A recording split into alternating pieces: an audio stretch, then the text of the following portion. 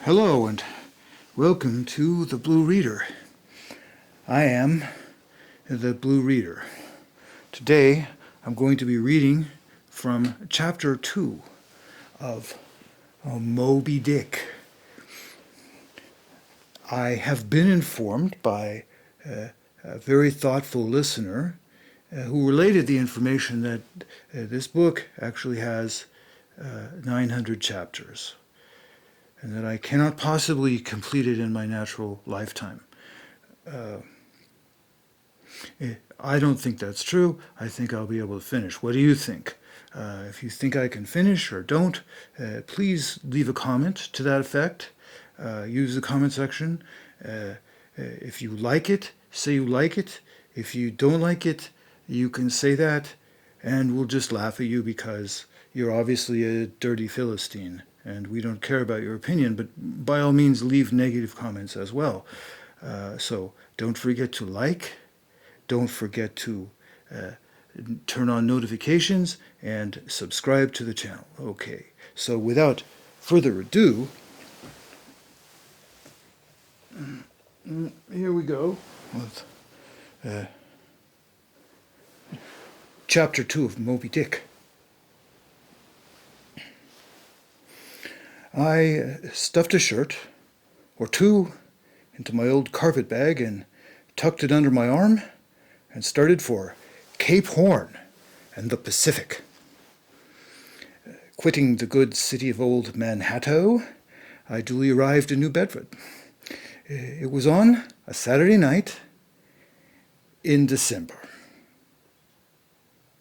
Much was I disappointed upon learning that the little packet for Nantucket had already sailed, and that no way of reaching that place would offer till the following Monday.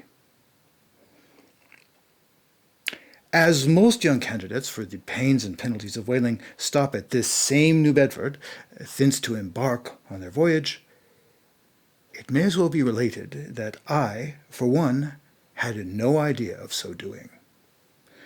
For my mind was made up to sail in no other than a Nantucket craft, because there's a fine, boisterous something about everything connected with that famous old island which amazingly pleased me. Besides, though New Bedford has of late been gradually monopolizing the business of whaling, and though this matter of poor old Nantucket is now much behind her, yet Nantucket was her great original, the Tyre of this Carthage, the place where the first dead American whale was stranded. Where else but from Nantucket did those aboriginal whalemen, the red men, first sally out in canoes to give chase to the Leviathan? And where but from Nantucket, too, did that first adventurous little sloop put forth, partly laden with imported cobblestones, goes the story, to throw at the whales, in order to discover when they were nigh enough to risk a harpoon from the bowsprit. Now, having a night, a day, and still another night following before me in New Bedford, ere I could embark for my destined port, it became a matter of concernment where I was to eat and sleep meanwhile. It was a very dubious-looking, nay, a very dark and dismal night, bitingly cold and cheerless. I knew no one in the place.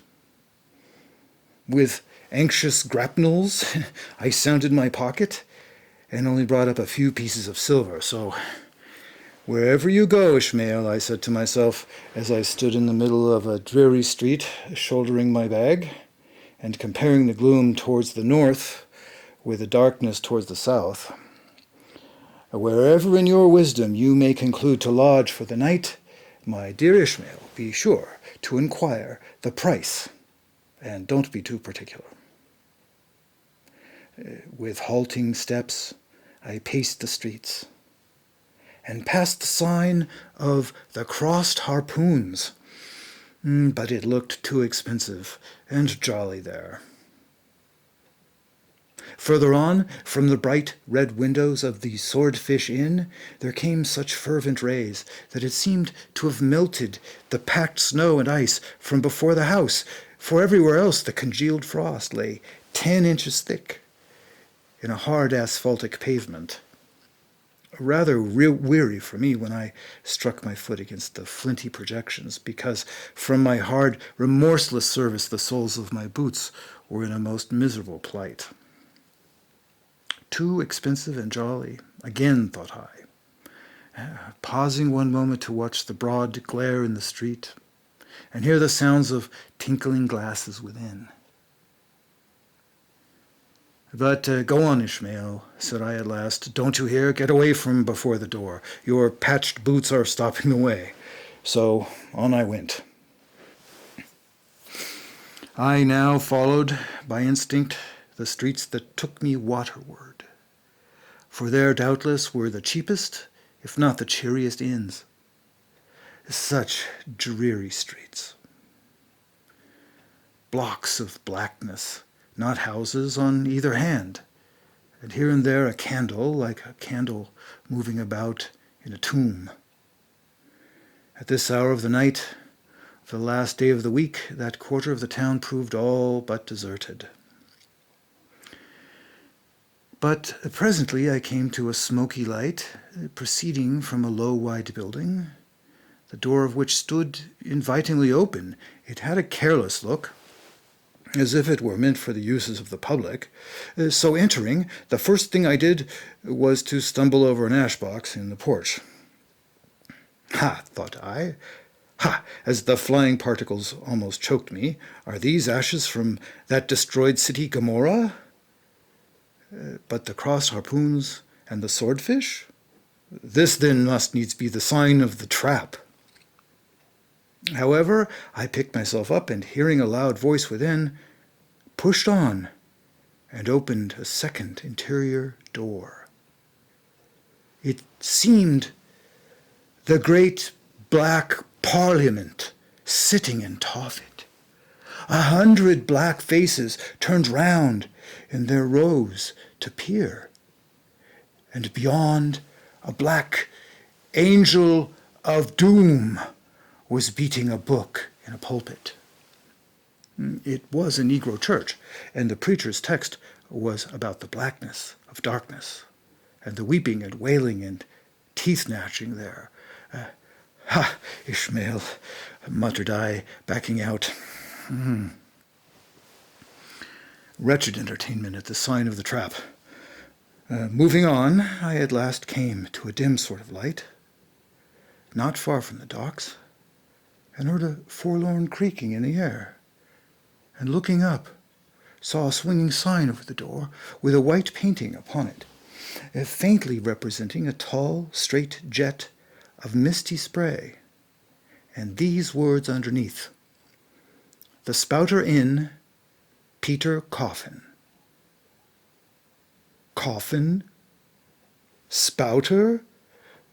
Rather ominous in that particular connection, thought I, but it is a common name in Nantucket, they say, and I suppose this Peter here is an immigrant from there. As the light looked so dim, and the place for the time looked quiet enough, and the dilapidated little wooden house itself looked as if it might have been carted there from the ruins of some burnt district, and as the swinging sign had a poverty-stricken sort of creak to it, I thought that here was the very spot for cheap lodgings and the best of pea coffee. It was a queer sort of place, a gable-ended house, one side palsied, as it were, and leaning over sadly. It stood on a sharp, bleak corner where that tempestuous wind, Euroclydon, kept up a worse howling than it ever did about poor Paul's tossed craft.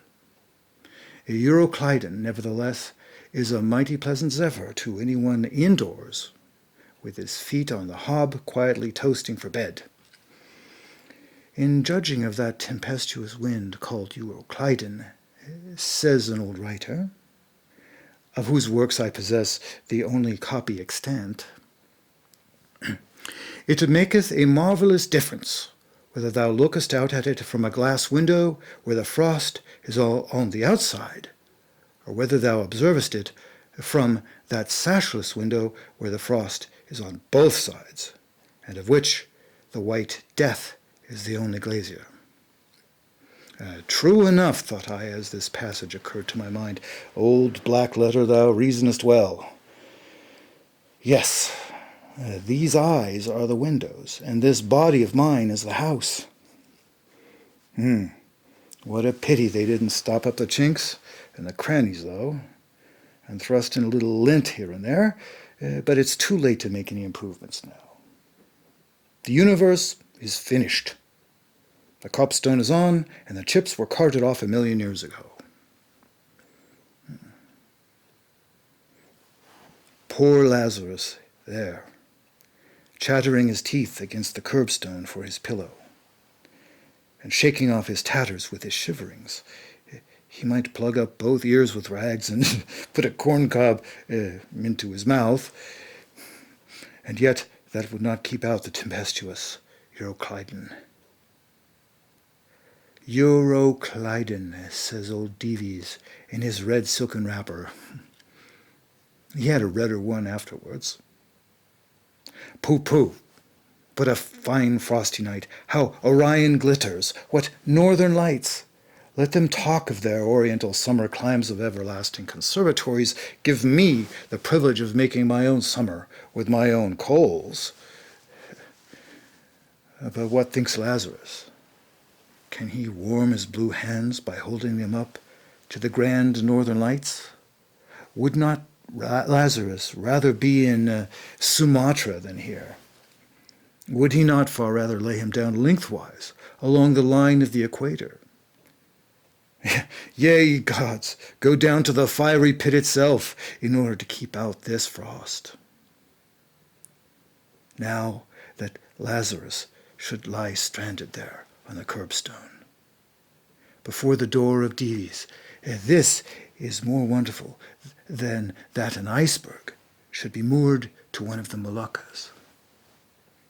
Yet Davies himself, he too lives like a czar in an ice palace made of frozen sighs, and being a president of a temperance society, he only drinks the tepid tears of orphans. But no more of this blubbering now. We are going a-whaling, and there is plenty of that yet to come. Let us scrape off the ice from our frosted feet and see what sort of place this spouter may be. This has been Chapter 2 of Moby Dick by Herman Melville, and I hope you enjoyed it very much, and so please like this video and this channel, and subscribe to the channel, and get notifications, and leave comments, etc., etc., etc.